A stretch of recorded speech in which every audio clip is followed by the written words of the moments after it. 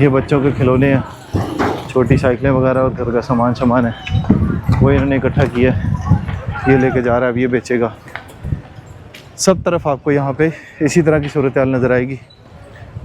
ये देखें, यहाँ पर भी ये सरिया इकट्ठा हुआ है।